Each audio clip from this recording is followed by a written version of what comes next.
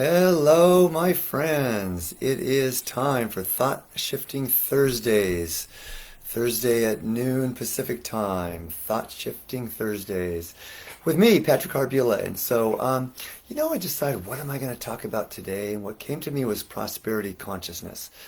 There's so much information out there on prosperity consciousness, but I think what I have to share with you might be a little bit different take on it. I mean, everybody's take is different because it's however we integrate it. And especially now, there's so many people. I mean, the economy's not doing well, obviously, because of the pandemic, and there's so many people out of work and people being challenged. I say this not to make you feel bad, but we're actually, this has been our best year financially ever. And I really believe it has to do with prosperity consciousness. And there was a time, but I understand it's hard to believe that my consciousness will make a difference in my prosperity, in my finances, when I don't have any money. I was just thinking about Stuart Wilde had a quote, one of my teachers back in the day, back in the 80s, that said, the secret to money is having some, right? When I was poor, when I didn't have a lot of money, or at least the appearance of being poor, when I didn't have a lot of money in my bank account, I just thought, I understood the theory that prosperity conscious, but it didn't seem to work for me.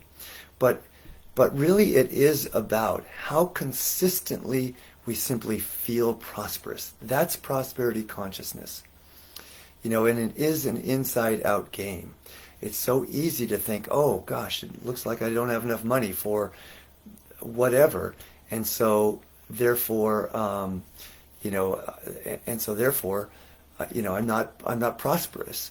But the reality is that the prosperity or anything that's manifest in the world of form follows thought, it follows feeling, it follows what we have the consciousness for.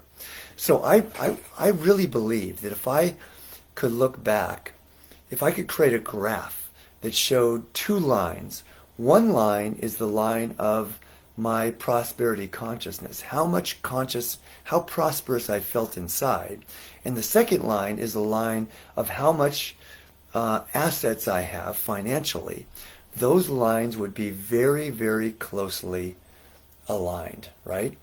And there might be a little bit of differentiation because even though reality follows thought, sometimes there's lag time, right? So I might have had a higher consciousness at one point, but my physical reality of prosperity consciousness was lagging behind a little bit.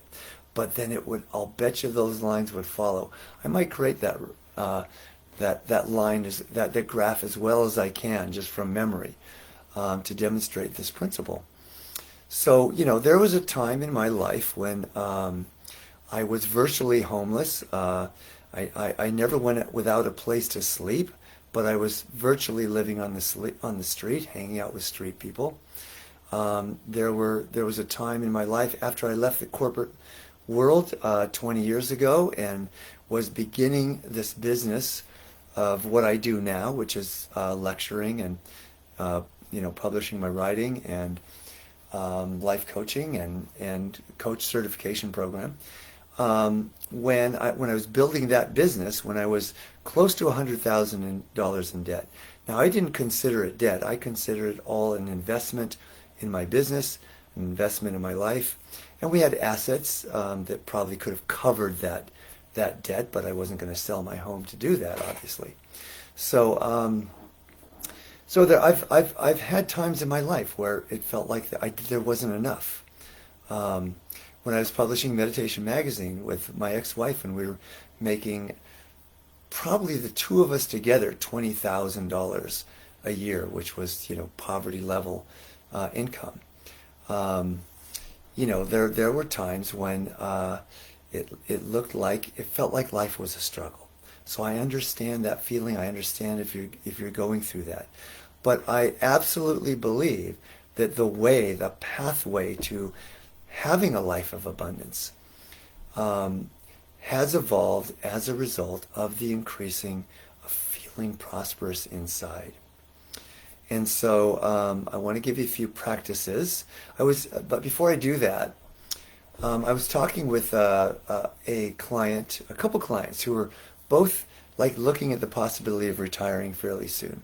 And they're like, and one of them was feeling like really, even though he's got quite a few assets that, will keep him solvent up until he decides to leave this plane of existence.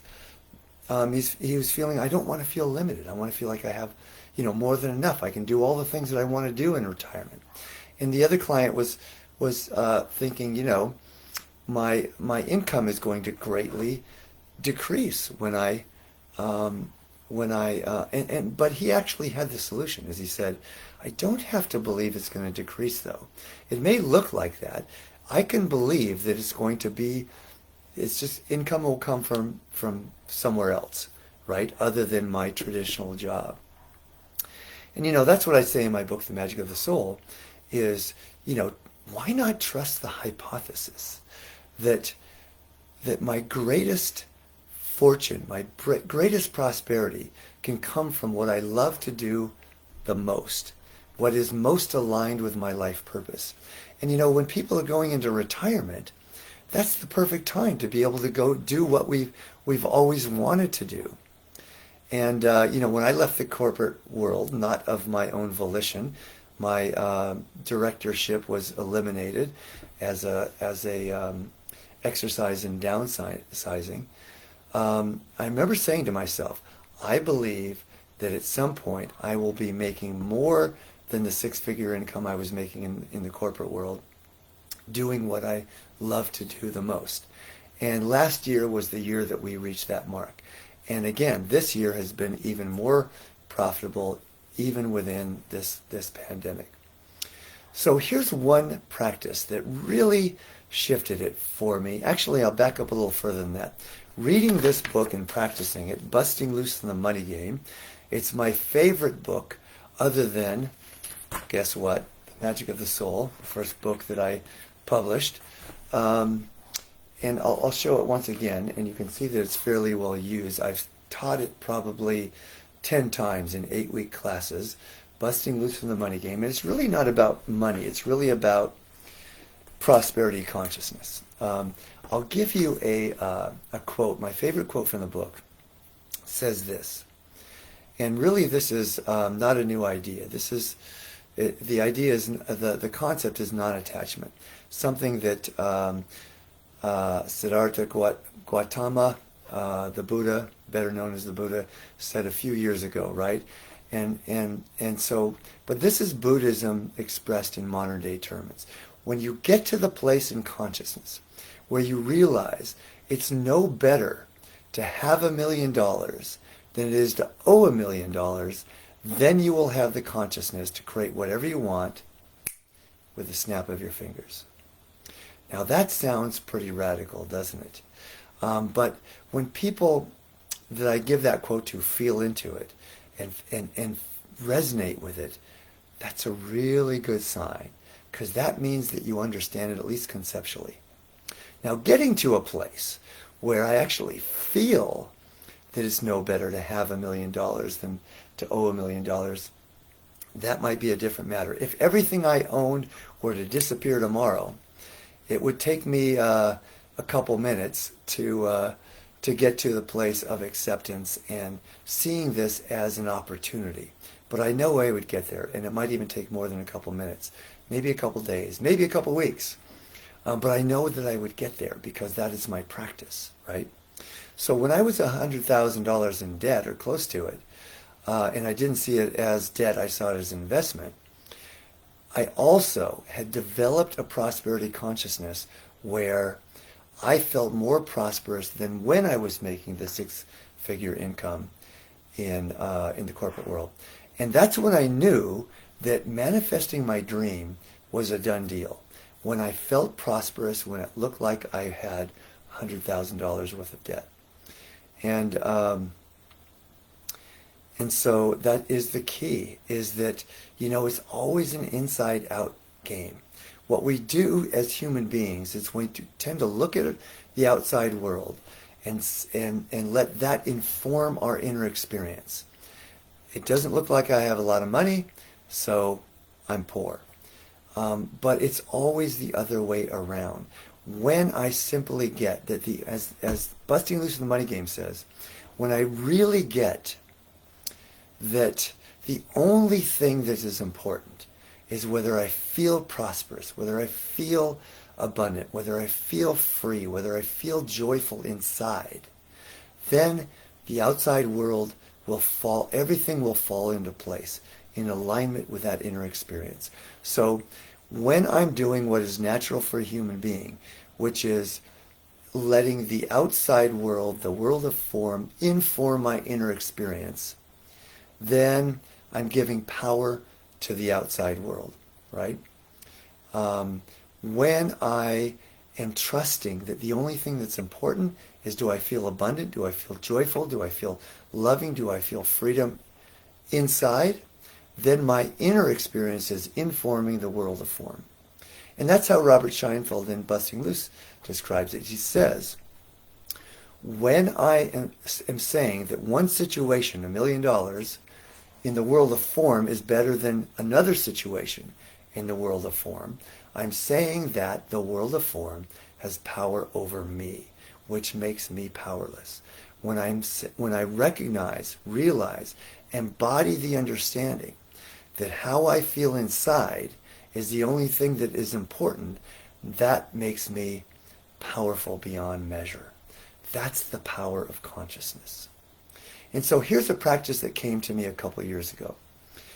So my wife and I have a rental property that was inherited from my mother. And we were having, that's my dog scratching outside if you can hear that. I thought about letting him in, but then he might bark. This is live TV, by the way. So that's how it works. I see some, hi Naomi. Naomi's always here. Love you, my friend. So we had something that happened, a water heater blew out in the rental property. And so I caught myself with a little bit of a limited consciousness, thinking that, oh, this means that I need to bring in more money this month to cover that expense. And while that's not really limited, it doesn't represent the truth. Because money, by the way, is an illusion. Money is simply a symbol of appreciation, right? And so to back that up and just, make that practical, I wouldn't be paying money for something that I don't want, that I don't appreciate, right? And if I am, then why am I paying money for it, right? I decided in that moment that if money is simply a symbol of appreciation, then it's not true. And by the way, I translate that word money to the word appreciation as often as possible. So I would never say something like, I don't have enough appreciation to afford this thing. It really is a question of whether I simply appreciate it enough to offer that level of appreciation, of that level of financial appreciation. So I decided, if I am appreciating this water heater that I want for my rental property, that I want to give hot water to my tenants, who I really love because they're great tenants, and friends, in fact, then I don't have to bring in extra money. All I have to do is understand and recognize that if I'm appreciating what I'm receiving, then more appreciation must come in the form of finance to be able to offer more appreciation. It is about flow, right? We know that the economy does well when people are spending money. When people, and we all know by the law of attraction, by the understanding about circulation, that works. But as I said to my client yesterday, I'm a minister in Centers for Spiritual Living and Science of Mind, and I have clients that are ministers. And when it comes to finance, we understand these principles of oneness and abundance. But we don't, I had to get rid of that call, but we get very practical when it comes to money, right? I have to be practical around money. So, and by doing so, and I'm not saying we shouldn't be practical, but if we let practicality guide our consciousness, then we are dismissing the principles of abundance and the law of attraction. So back to the practice. Excuse me. So I decided that I am going to celebrate this money going out for this water heater. And I invited my wife to do this with me. Excuse me, got a tickle in my throat. Like I said, this is live TV. And so then we got a chance to test that practice. Over $8,000 of expenses. We had a pipe that blew out in our home. We had to replace the shower. and just one thing after another. And kept practicing. Money goes out, I'm going to celebrate that. And sometimes I had to talk my wife into it a few times. But she said just the other night at dinner, she said, I just love that I no longer have an attachment to money. I can just see how the flow is this perfect symmetry. It's like breathing, right? We breathe in, we breathe out. We don't question whether there's going to be enough oxygen, right? And so that's how this works. And so each time, each new expense, we celebrated the money going out. And so practically, if I was being practical, I would have thought, okay, we're gonna have to dip into our investments in order to cover these $8,000 worth of expenses that came about in a 3-month period. And at the end of the 3 months, we actually never dipped into our investments, and our income generally covers our expenses each month. We don't, our savings account doesn't generally grow. But it actually was higher at the end of these 3 months as a result of practicing that. And just, from unexpected sources, from, our sweat lodge. Somebody came and wanted to do film a pilot series and paid us $1,500 to have us do a makeshift ceremony so that they could film it.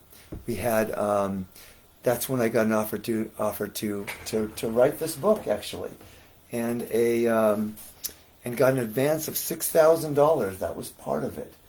And there was even more. It came out probably a couple grand more than the $8,000, and then we actually spent.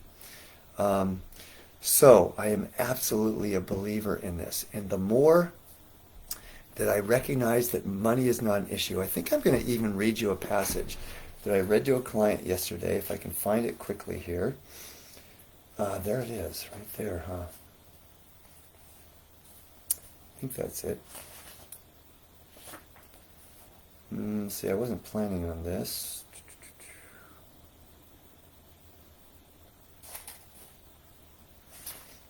If I don't find it quickly here, then I will just paraphrase it.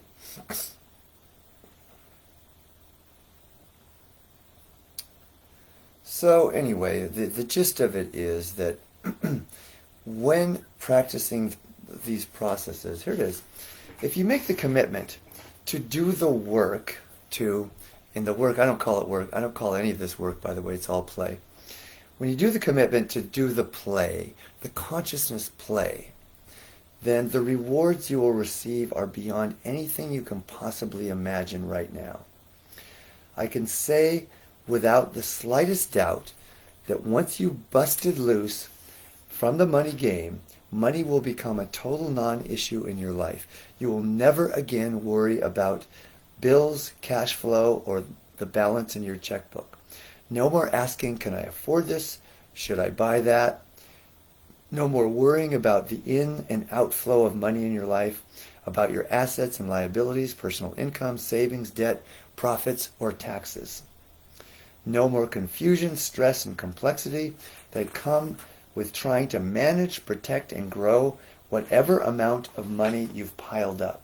No more working your butt off to make ends meet or carve out a little pleasure or luxury in your life. Once you bust loose from the money game, There will be absolutely no limits or restrictions of any kind for you as it relates to money. No matter how sexy or attractive this may sound to you right now, it isn't even in the ballpark of what really happens and how your life really changes when you bust loose. Busting loose in the money game is something you must experience to be understood. Well, when I first read that, I thought that sounds pretty pie in the sky. And yet I believed it mentally. But having integrated it and having seeing my finances grow and freedom grow, it's really about freedom, over the years, as my consciousness has evolved and expanded around this area, I can tell you that my wife and I are absolutely living this. And I have many, many clients who are doing the same. And so, by the way, I don't always offer this because I don't always have time in my schedule. Most of the time I'm booked up with clients, but I do have a few openings right now. So if this resonates with you and you want some coaching around this, then just comment in the whatever social media you're getting on this, and we'll get back to you and we'll set up a time.